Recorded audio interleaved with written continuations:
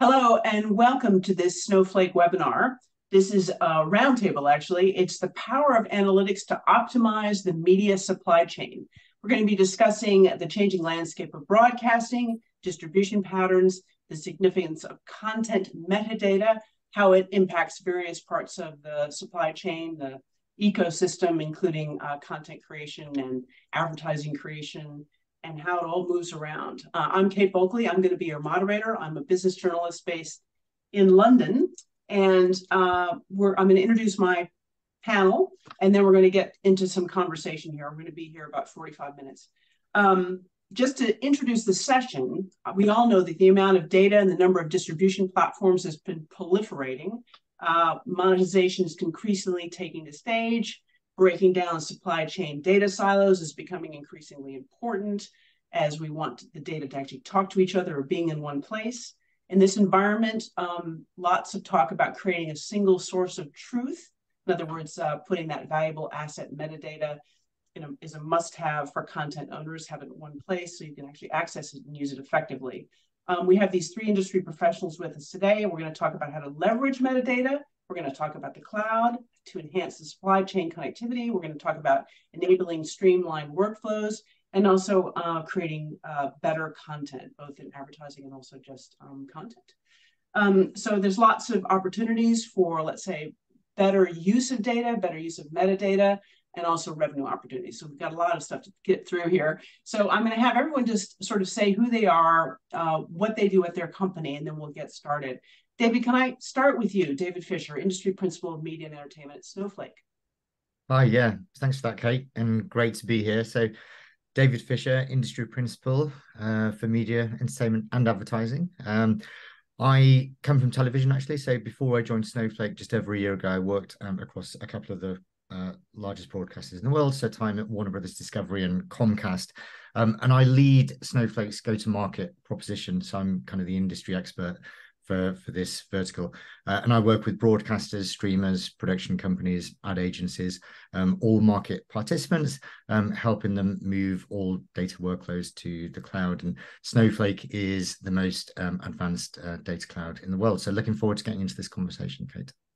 Cool. Sounds like you do a lot of things. Okay, Laura Jenner, tell us who you are. I know you're head of product, content supply, delivery. Tell us a little bit about that. Yeah, sure. So Director of Product across Content Supply at ITV, which is obviously a UK broadcaster and streamer and content producer on a fairly large scale. My product teams work across the media supply chain. So the piece, if you're going from camera to screen, we're going kind of from camera to a bit before the screen and handing it over. So the kind of portfolio of products that are dealing with whether it's asset ingest, whether it's metadata, which is obviously a lot of today's work, or things like compliance, rights, scheduling, the product teams fall under my remit. I would not claim to be an expert in any one of those areas, though. But clearly there's a kind of data piece, and David probably knows better than I do, that ties all of them together. Great. That's really helpful. Alex, introduce yourself, please. I guess I'll talk first about where I work, just to set the scene. For a bit of context, I work at Wonderhood Studios, which is an independent creative agency here in the UK, set up by people from other leading creative agencies. And I guess what makes us different from your creative advertising agency is that we have both a TV and advertising studio, and those studios sit together and work synergistically. And we believe that model is quite novel in the ad world, and also probably is a place where ideas where the best and more original ideas can come from that impact culture and brands. My role at Wonderhood is a data planner or data strategist. So in short, I work with data, both qualitative and quantitative, not just as a researcher, but also interpreting it and using it to bring fresh insight to, I guess, the creative process, and using data as a springboard for creativity. Cool. So Laura, let's start with you. As you said, you're head of product, content supply, delivery. You're dealing with a lot of metadata, obviously. What is the significance of content metadata? How do you use it? How are you using it to curate things, to target? I mean, what are you doing with the content metadata? Yes, I think it's a really interesting piece around content metadata, because it didn't used to be a thing, right? When you were in a broadcast world, you put the TV on, you might have looked at the program guide or, wherever you get your listings from, and you're picking something and you're watching it. And you were dealing with a bit of metadata there. You're looking at, what is this show? Who's in it? Is it one I've seen before? Is it an episode I know? Is it in the right sequence? Whatever. But that was kind of by the by. That was nice to have. Like, it's nice to know what actors are in. Not totally, but mainly. But now, in a world where it's consumer led and you can choose what you want to watch on what screen, on what platform, at what time, whenever you want, it's much more important to know what that content is. So not just what it's called and who's in it, but has it been curated because it's part of Halloween, for example, would probably be a big one right now. And so all of a sudden, that quite detailed metadata about content, leaving aside the technical metadata about the actual files and assets themselves, becomes kind of mission critical. And I think, and David, you've probably seen this as well, over the last, particularly during COVID, when there was a lot of a change in viewing patterns and a change in streaming habits, all of a sudden, all of that metadata that was just kind of around suddenly had to be systemized, accessible, flowing through, able to be used. And that, I think, and it's not speaking specifically about ITV, but in the industry as a whole, that's been quite a step change.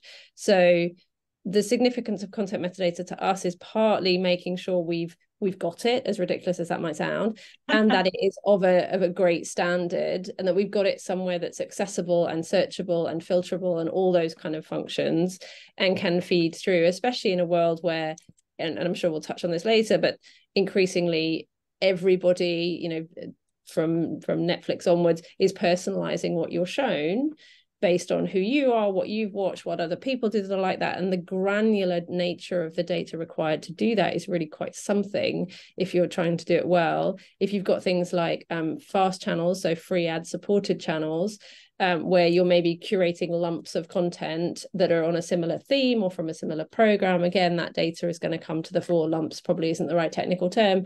Blocks, maybe better. Then you're bringing that. I like lumps. Yeah. Career-threatening description, I suspect. But you're thinking about, like, what are the right Christmas movies? We have a Christmas movies channel on ITVX now, for example, because it's that season, right? What are the right kinds of Christmas movies to flow in what order on that channel? And that kind of thing, again, is coming from that data. So in my world, and I'm relatively new to television overall, but not at all new to metadata, having come from publishing, where it's equally important, particularly if you're search driven.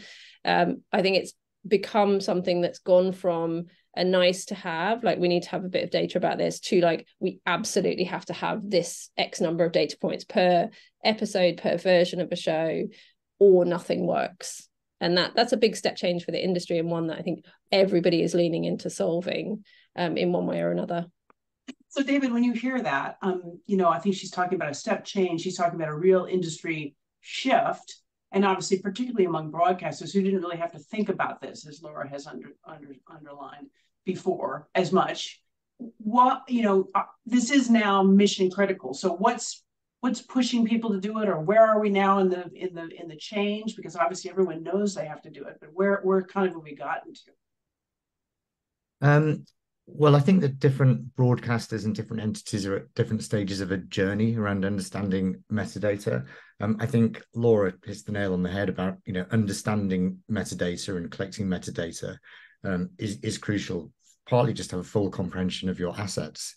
And I think that, one thing that, strikes me is very few organizations actually have a really thorough comprehension of everything that they have, and what they can actually do with that content, and especially the deeper you look into archive. And so you have kind of you have an archive where you may not have full comprehension of the metadata, which means you have no real comprehension of assets or searchability of those assets. And then your supply chain is probably very complex and potentially, very, very siloed. And that means that, metadata is kind of incomplete. Different people have different versions of it. Different people have a sense of, far downstream versions of the metadata being the whole, when actually that's not even being stored in a tool which is around searchability. It might be a media asset management tool. And so this means that you have, a kind of inability to exploit your assets, but also just operational inefficiencies in your supply chain. There's disconnected workflows, redundant processes, and this data silos piece is a real problem. And that means you might be slowing down content production or hindering monetization, because you don't know what you have. If you don't really know what you have, how can you make best value of it? And I think right. It's only getting harder, right? Laura, alluded to, this sense that that you need to understand it. but there's potentially more platforms, more places to put it, fast channels, Christmas channels. You need to understand, where you can exploit content, what your rights position is. And so our view is, getting to a single source of truth on that, having that data in one place, almost an abstraction layer to the actual supply chain or the archive itself, is a really good way to do that. And that's what we talked about at the top, that kind of single source of truth, right? That's something that we talked about. When you talk about that, I know that there's some major media firms in the US that have moved in that direction. Roku, I think, is one. I think you also might work with NBC Universal. What are they gaining from getting more organized in terms of how they're, I don't know, unifying their data or Well, I think the goal is to get to a single area where you can do analytics, run data science, and combine those data sets with other data sets. But fundamentally, the first element is comprehension of your assets. And to have comprehension of your assets, it's best if the metadata is in one place. It's helpful if that sits to one side, potentially, of the tools that you're doing. So we would know, and Laura will have a view of this from ITV. Lots of organizations will have multiple media asset management tools. And this might have come from inorganic growth or asset tools which have been used for different broadcast streaming environments. And having something to the side of that where the metadata is collected and analyzed is really important. And that allows you to do lots of things like might run machine learning on it, do some data science in it, bring some other data sets in. If you're a broadcaster, you might want to combine that with your ad server data or analytics data, whatever it might be. So I want to get to Alex, but Laura, just quickly, does this sound sort of familiar, what he's talking about? I mean, you've got your content metadata, but you've got other data as well. Are they still in different silos, or how are you thinking about that, or how do you make it work together? Yeah, I mean, I think I can neither confirm nor deny if we have multiple MAMs, but there are definitely, I think, all particularly broadcaster streamer or producer streamer, like people who are doing more than one thing have often got, as you say, things in multiple places, and there's been a lot of work around bringing that together, whether that's digital archives and making sure you're actually categorizing the data in there, or physical archives where it's even more difficult to work out what your metadata is on literal tape. And I have a fun story about that I can use later if we want to. But I think part of that... Literal tape. I remember those days. Yeah, go ahead. Oh, yeah, no, we have an amazing archive of tape and video. It's a great place to spend a day. Anyway, I think there's a point around, there's a slight obsession with that single point of truth thing that people get really into. And I think it can lead you maybe one of two ways. Either you pivot to an understanding of a single point of access to the data. And so a bit like, the kind of classic example of, I drive my car, I have no idea how the internal combustion engine works. If it's even, that's what's in a car these days, I just turn it on and off I go, right? I have a single place of usage of my car. And I think some of that is true with metadata as well, where if you accidentally go down the road of literally putting everything in one place, you end up with this monolith in the middle of your system that if it becomes out of date or there are things that change, you're in a very difficult position. So there's somewhere in between the two. And I suspect this is around a lot of what vendors offer, is like making sure that there is an easy way for people who need access to the data to get it, or feeds of it, the rights position and the versions that are held and the language it's held in and the countries you can sell it to, for example, without having to go to 4 different systems. But you haven't accidentally created a kind of like Uber system in the middle where it's like everything must now hinge on this, and God help you if there's a problem with it. So I think somewhere in between those is probably a good place. But to David's point, literally knowing what you have is the starting point, both in terms of what you can serve up to customers who want to see, whatever, but also what you can sell. And there's only so much content in the world, and it's getting shared around all these different broadcasters or streamers. So you need to know what you've got and how you can pitch it. Yeah. I know Dave is going to want to come in, but Alex, let's bring you in. You at Wonderhood, you make content for just content, and you also make content for advertisers. How much do you rely on data to help that, and where does the data fit into your sort of workflow? I think that's a good question. I think, like, first, before I guess we answer it, just need to distinguish a little bit between the different types of data. I know we talked a lot about metadata here, but I think, to caveat that we are a small production studio that sort of, I guess, uses data to inform creativity. Metadata plays a small part of that, but I think in terms of what we feel our approach to using data in the most effective way to bring get us the most novel and interesting places, we do need to also supplement it with other forms of data, for example. I guess there's a perspective in this context of creativity that metadata is quite a rear view mirror in what terms of people, what they've already done in the past and why. And I think that from our perspective, using that to inform future content creation can, if you don't have the necessary caveats, can be a bit restrictive. So our general philosophy is kind of using both metadata and broader data around culture and what people are, listening to at the moment or liking, and what people are feeling, kind of mood of the nation stuff, and bringing those two things together to, I guess, inform a process instead of dictate it, and use it more as a springboard instead of a crutch. And I think, I can speak to an example of how we use that, but we feel like if we looked at metadata first, that would be useful to setting the scene, and then we do more research into culture and what's sort of trending and where things could go in the next couple of years. For example, what the mood of the nation was. We found as well, like a year ago, that escapism and surrealism were very popular in terms of what people like to watch on TV and also the content they consumed. Polling said 83% of people watch things on TV now to get out their head. On all the Reddit trends, vibes and emotional scriptures were up 50%. We saw that noughties nostalgia was at its peak in the last 30 years, finding that kind of cyclical nature of terms of when you get to a certain age, you become nostalgic of your childhood. And then also found that there was sort of this trend of, I guess, voyeurism of the rich and kind of nepo babies. And I mean, using both metadata in terms of what people... What was that term? Nepo babies? Nepo babies. I mean, Nepo babies. Yeah, children of celebrities that have got to places where they probably wouldn't have got otherwise on their own merit. I see. Nepo babies. Get it. Nepotism. Yeah. Got it. Sorry. Exactly. That's a new term for me. Thank you, Alex. It's a good internet dive in if you want to have a read about it. But I mean, just so what I love about what you're saying is you're sort of saying you use data, you use sort of, let us say, cultural data, moving data, stuff that's on, whatever you're looking at, Reddit or TikTok or whatever. But you're also looking at sort of what we've been talking about so far, which is the data that came from the program or came from the advert, and sort of somehow meshing those together. Exactly. Yeah, exactly. That's a really good summary about it. I also caveat as well in that process, it's both you looking at what people have done and what they, in the past, what they enjoyed in terms of TV content, what they're feeling in the moment. But I would also stress that process of getting to new places should be collaborative. It's not sort of some research agencies hand you a PowerPoint with lots of numbers about stuff and they interpret that. But having a process of where I might work as sort of the advocate for the data and research with a writer or a creative, and that being iterative, I think is also very key to making sure that gets to a new place. So let me ask you a specific question, and then we'll move on to our next topic area. But when you're looking at the metadata, so the data from, say, how an ad worked, or how a campaign worked, or how a program worked, where do you get that from? Do you get that from the broadcaster you're working for? Do you collect that yourself? And where does that go? Does that go into sort of a main repository somewhere where you can pull it in and out? Do you put it in the cloud?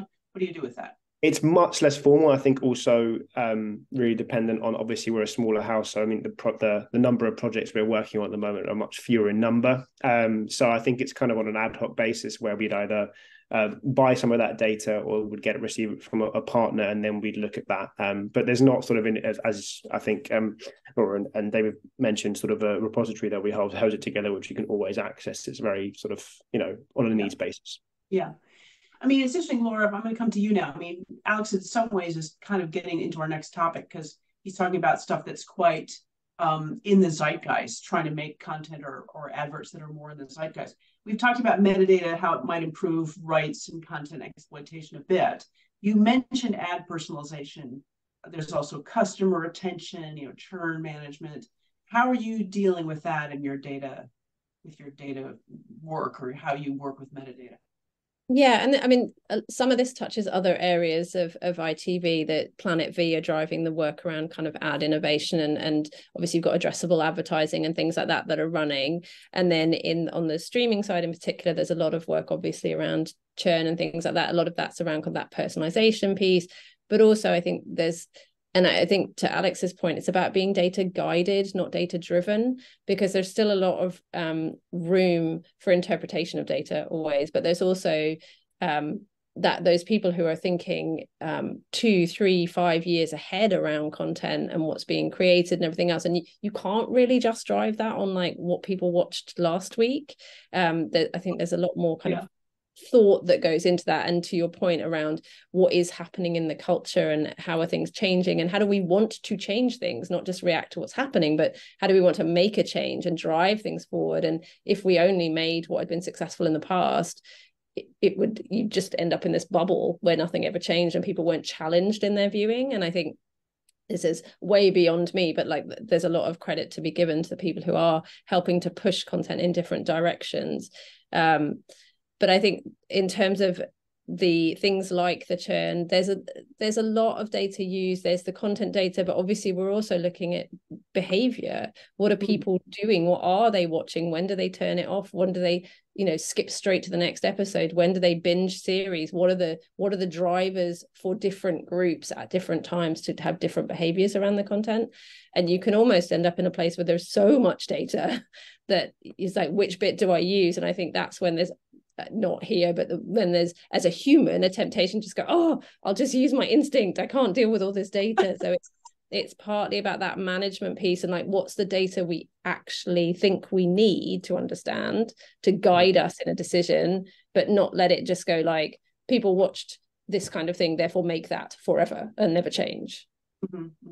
David, when you hear this, I mean, do you think that this idea that sometimes the point of sale data goes in one place, the advertising data goes in another place, the ad exposure goes in another place, the content goes in another place, is this one of the issues that you're trying to help broadcasters and people that are coping with this kind of metadata work on? Well, I love Laura's point about being data guided. This is a creative industry meets data, and so for us, I think anything that allows better cost management, better understanding of the creative process, or expedites the supply chain. Fundamentally, that if we can help organizations make better content for their viewers and users, that's great. That's where we want to be. But I think there is a role for data in this, and I think that you can probably count on one hand the number of media organizations globally who are connecting how much content costs to make with how many subscribers they have, how much money they make on advertising, and connecting into their analytics. So whether that's 3 or 4 legs of a square a chair or a tripod, actually most organizations may be connecting 2 of these things, and what they're not doing is bringing in potentially, and Alex raised a good point, other data sources, cost of living, what's happening in behavioral elsewhere, there are an enormous number of data points that can enrich this. And so I think there is a role for data to play here, but it's where data meets a creative industry. And so a lot of what Snowflake does is, we will connect data sets. We're a platform designed for 2 data for 2 data owners to collaborate on data very securely. We can connect to data from any cloud, with the sort of the most highly performant data warehouse there is. But that's all just, they're ingredients in helping a creative industry make better content. And I think that, if you are bringing together how much money did I make on advertising, which subscribers watch this, and how much did the content make, that shouldn't necessarily stop you making content that doesn't have very many viewers, because it's the right content to make to drive your industry and your business forward, and to have the halo effect of that. But it might affect what you make in daytime television, for instance. So I'm interested to go back to what Laura said about the monolith, where she's worried about putting everything in one place and you create kind of a monolith. I know that you announced something, I think at IBC, about working with AWS, right? Yeah, so talk about that. Yeah. Well, I think the software and technology industry is in a moment of, it's always in change and flux, right? But in terms of some of the headline technology, we're probably entering a period where large software investment decisions can be made that you don't necessarily have to reverse out of. And I'd argue Snowflake is one of those, because cloud computing is here to stay.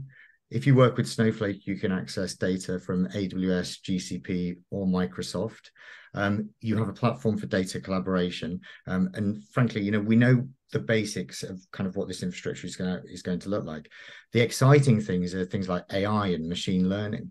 And there you're looking at areas where you can bring those workloads to the data. And that's a fundamental tenet of Snowflake. Have your data in an environment like Snowflake with all the governance controls around it, and then bring workloads to that data. So that might be data enrichment, it might be AI, but you are not risking that data. You're not risking your subscriber data. You're not risking any privacy. And so I think, this is, and it's your data, right? So it's less of a monolith than it's always going to be your data. It's never someone else's data. And if it's your data being stored in the public cloud, you can then run whatever tools you want around that. So I'd argue that it's less of we're not a specific media vendor, we're a data platform vendor. And so you can always have that data in your data infrastructure and then compose the tools you want around it. And then what we announced at IBC was we're being most of what broadcasters do with us is advertising data, so customer IDs and data enrichment, bringing in advertiser data for targeting for things like addressable TV that Laura mentioned. But increasingly, we know that lots of our broadcast customers are doing supply chain. And that means that they are trying to get to a place where they're merging their metadata with rights metadata or their viewing data. And one of the ways they do this is they ingest their assets and generate metadata by ingesting assets into the cloud with things like AWS Media to Cloud, but not just AWS Media to Cloud. And we announced a connection that AWS Media to Cloud metadata, that data could be automatically populated into Snowflake. And we did that because we're trying to make life easy, and because in the US, for instance, every single broadcaster and streamer works on Snowflake. So we know that they have a desire for this. And in Europe, we're fast approaching, probably 50% and growing rapidly in terms of broadcasters and streamers. So they want their metadata in Snowflake. We're just trying to make that journey easy for them. Well, there's certainly a lot of the broadcasters are working on AWS. I think you do too, don't you, Laura? I mean, I know Channel 4 does. I don't know. I mean, AWS has kind of become much more, ubiquitous in the broadcasting business. There's different suppliers in different areas, but I think to David's point, there's that thing and that's kind of what I meant, is you don't need to put everything in like one physical place in that imaginative sense, but like it's almost a daisy chain of services all connected by the same data hosted on Snowflake or wherever, that then they're all able to access it. But it doesn't mean it all has to be in one bespoke service. I think to your point, it's about making it available to the things that need to query it, filter it, do whatever it is people need to do with it, kind of thing. So Alex, I come to you. When we talked before the call, we talked about, opportunities for advertisers to get better ads. How much data do you use? Is there a way to have more effective campaign performance with ads? Because you actually you actually make adverts as well as content. Mm-hmm. So have you found that you're using data to help them, customize their ads or change their ads real time, or somehow work to make them more effective using data? I mean, definitely. And I think in general, like the ad industry worldwide has struggled and grappled with this idea since its inception. Did an advert drive business results, or was it recognized by this many people? And really connecting that sort of connecting the chain between the advert, where people remembered it and where they saw it on TV, and whether that actually led to behavior change sometime. And that's something that people talk about all the time. Volumes of books are written. So that's obviously one thing that we focus quite a lot on. With our clients, is sort of trying to prove how effective our ads have been. I will say the data that we, and I think the industry itself uses to that end at the moment is quite, considering the broader conversation about AI, quite basic. It's sort of looking at how many campaign impressions, how many clicks on a certain website, how dwell time and these sorts of things. But I think sort of the opportunities for AI and machine learning to really supercharge that and ask sort of, what was it about an advert that made something effective? Was it, the tone of voice, the noise, the images, and trying to answer those questions is really where the future is. And I think people are very excited to see, with some caveats, excited to see how that can develop. Yeah, because the advertising industry is often a closed loop of data. They have sort of, they kind of do their own thing. I don't know if David has a view on that, but it seems like there's much more complex measurement models that might be facilitated by AI, like you're saying, right? Exactly. I think just really connecting whether, you can do these brand tracking studies of people remember where an ad saw, and you get metadata on that, but like really trying to understand that a lot of people can click on things and see whether that actually stirred up something and made them change something with a view to buying something or changing their behavior. That's something that hopefully AI can unlock or help shed some light on in the future. Yeah, I mean, Kate, we have a lot of organizations running advertising effectiveness using Snowflake as a platform. So, if you've got the point of sale data, the ad exposure data, it's about connecting data sets, bringing an identity, and you can work out whether people, actually, were interested or purchased that product. I think where AI gets interested in marketing is around prediction and, creative and, running enormous numbers of campaigns and being able to manage them. So it will do some new things, but it's the same as television, right? There's still a lot. It's a combination of art and science. Mm-hmm. When you say you'll do some new things, are you hinting that there are more products coming?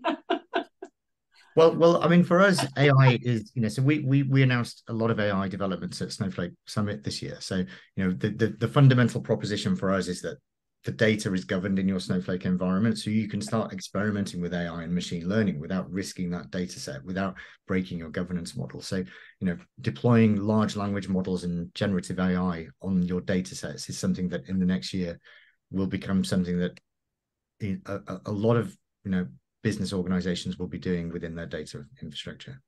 Laura, does that strike fear in your heart when you talk about, generative AI on your data? Jeez. No, no, not in the way that it probably should. No, I think I was talking to the head of our metadata program ahead of joining and just asking about some of that. And actually, she was saying that one of the things that's really interesting in a world of generative AI is how much data do you need to hold? Because if you can generate it on the fly, particularly from the video asset or whatever, then do you need to hold it, or do you just generate it as you need it, and kind of produce it up there? I'm not saying that's where we are right now, but it's an interesting thought, particularly when you start to think about what is true then, if it can change over time. Is there a kind of have quite the same meaning if you're generating it, and how the context of things can change? A lot of the AI scanning in terms of content personalization is scanning through for moods and themes and emotions by the content. But obviously that can change depending on, to Alex's point, what's happening in the world. Something that used to be joyful to watch might not be when it's seen in a different context later. So we were just kind of exploring the idea that actually right now we need these big data sets. I think there will always be a need for some of them. But could you get to a point where you hold a bit less and you hold the contracts, you generate the rights on the fly because they can be interrogated at scale? I don't know. I'm not proposing to invent that, but it might change what we see as a necessary data set over time. Right now, it's about clean up and augment and make sure we've got, the best possible. But whether that's the same in future remains very much to be seen.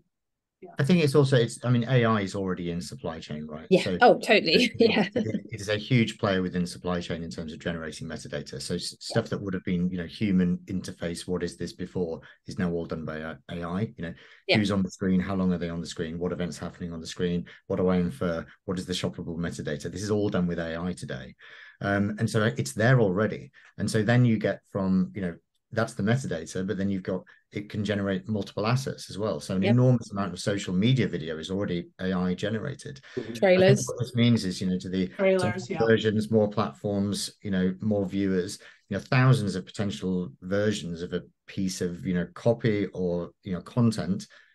You need some sense of record of that, of what you have and what you're doing with it and where it's been exploited. And that might be as simple as compliance. Where did I put this out and who saw it? Or it might be, how do I exploit it and what's the value of it? Or can I sell it somewhere else? So I think we're only going in the direction of more. And that means, more searchability, more comprehension, more analysis, more science required as well. Yeah, and I think in the searches being those kind of natural searches, instead of having to be like, right, let me filter this by things that have been sold in France in the last 6 months, but not to whatever channel. It's being able to kind of ask, can you show me the things that did this, this, and this, and off it goes. Like, rather than having to learn how to do SQL queries or whatever it is, actually just being able to kind of interact with your technology and say, can you go away and find me this stuff and come back when you've got it? I think that changes the game for some stuff. Yeah, and I'd say, and we're very overt on this. You have to have your data in order before you deploy AI on it. So, if you want to do natural language AI search of your data has to be ordered first. Yeah, natural language currently probably means asking a colleague. At the moment, yeah, just ask somebody down the road as opposed to, otherwise you're going to get. Can you help me find this? But yeah, no, and absolutely, David, I think that's why, you know, for many of us in this industry, the focus is very much on that systemization, to say we have to do this bit before we can layer on all this cool funky stuff that you want, because otherwise it'll be searching and it's like, well, but you've called it this, this, and this. Which one is right? What do I do with it? Kind of thing. I think, Laura, you mentioned a really good point there, that it feels like the strength and the key advantage is an access to a whole wide range of data and being able to, you know, look at really granular data. And I guess there's an interpretation there of the person accessing the data, as opposed to having, I guess, volumes of data to churn through. It's about variety and select picking. I think that's where you can really get to the magic and make that process so much more faster, more efficient, and get to insights much more quickly than you would otherwise. Yeah, definitely. Good point. Are you using a lot of AI, Alex, in your work already, or? Not sort of to crunch data. I think sometimes to set frameworks, and I guess I think, you know, we use ChatGPT for some advertising to sort of get a sort of a landscape set up, and I guess also to, I think maybe in the TV production this might have a bit more relevance, but to you know, provoke and sort of create new ideas and provoke them and have sort of, as you know, a sounding board in a way. We use that for a sort of a framework and a crutch. David, we talked, I remember in the pre-brief about, you know, obviously the Googles and the Amazons and the Metas, Facebooks of the world are, you know, big in AI, and you know, they also sell advertising. They're also content providers. How do you think they're going to change things, or how do you think their control of AI is going to change things? Principally how, you know, media companies, you know, use metadata or use AI, or how they reach the consumers. I mean, do you think we're going into a step change world here now? Well, I mean, I think AI is going to change things very significantly, but anyone who, you know, claims to know exactly what that looks like, I think, you know, it's probably, you know, it's very hard to see in terms of predictions. I think there's definitely a sense that the amount of money it costs to develop and to run AI means that the tech giants are going to have a significant role to play. But it also is interesting that someone like Meta has made, you know, its LLM open source. So I think, you know, ChatGPT a year ago, you know, rapidly escalated everyone's knowledge of, you know, of AI. Meta making Llama open source changed the kind of rules of engagement. But it is very costly, and so the tech giants have a big role to play. But I think where we're getting to now is that organizations will be able to deploy AI and do interesting things because the infrastructure is fast approaching.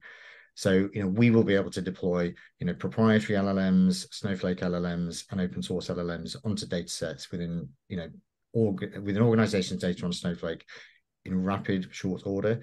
You can already build data collaboration tools with applications on Snowflake using natural language search. So it's coming really rapidly.